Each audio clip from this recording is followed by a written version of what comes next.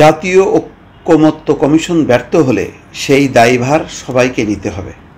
আলী রিয়াজ, এটা এক ধরনের হুঁশিয়ারি। অর্থাৎ যদি মৌলিক সংস্কারগুলোতে রাজনৈতিক দলগুলো একমত না হয় তাহলে সবাইকে নিতে হবে।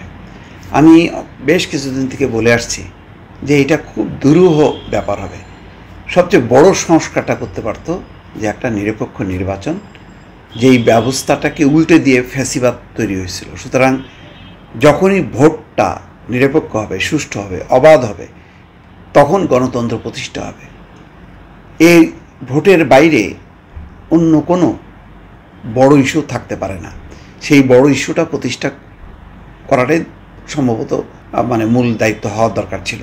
কিন্তু এখানে অনেকগুলো বিষয় আনা হচ্ছে। সংবিধানের সংশোধনী, সেই সংবিধানের ৭০ অনুচ্ছেদ আছে, তারপরে দ্বিকক্ষের পার্লামেন্ট, পিআর, এই সমস্ত নানা রকম গণভোট, অনেকগুলো ইস্যু আসছে, যেগুলি যারা ক্ষমতায় আসতে চাইবে তাদের একটা দৃষ্টিভঙ্গি, যারা ক্ষমতার দূরে আছে তাদের আরেকটা দৃষ্টিভঙ্গি। এগুলি মেলানো খুব কঠিন ব্যাপার।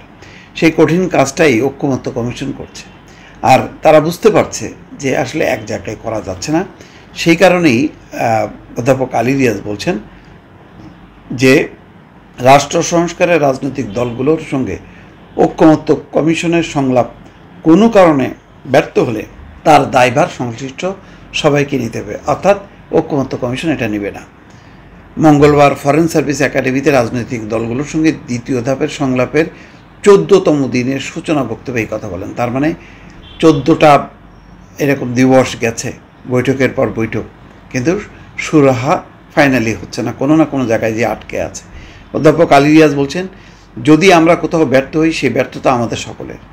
কমিশনের ব্যর্থতা যদি হয় তাহলে এটা সকলের মিলে ব্যর্থতা হবে। সেই জায়গায় আমাদেরকে বিবেচনা করতে হবে। ব্যর্থ হওয়ার কোনো সুযোগ নেই। যেই দায়িত্ব আমাদের উপর অর্পিত হয়েছে সেই দায়িত্ব রাজনৈতিক দল হিসাবে আপনাদের উপর আমরা তার অংশীদার হয়েছি মাত্র। রাজনৈতিক দলগুলোকে 1 বছর আগের পরিস্থিতি অনুধাবন করার অনুরোধ করেন তিনি। বাংলাদেশের জনগণ, রাজনৈতিক দলগুলোর কর্মীরা জীবন বাজি রেখে সংগ্রাম করেছিলেন, সেই স্মৃতি এবং পরিস্থিতি বিবেচনা করারও তিনি আহ্বান জানান। আমাদের দায়িত্ব পালনে কোনো ঘাটতি থাকা উচিত নয়। আপনারা সেই চেষ্টাই করে যাচ্ছেন, আমরা সবাই মিলে সেই লক্ষ্যে কাজ করছেন। নরমে গরমে তিনি কথা বলছেন, কিন্তু এটাও সত্য যে অনেকগুলো ইস্যুতে ঐকমত্য হবে না। এই বাস্তবতাটা কেন অনুভব করছে না ঐকমত্য কমিশন?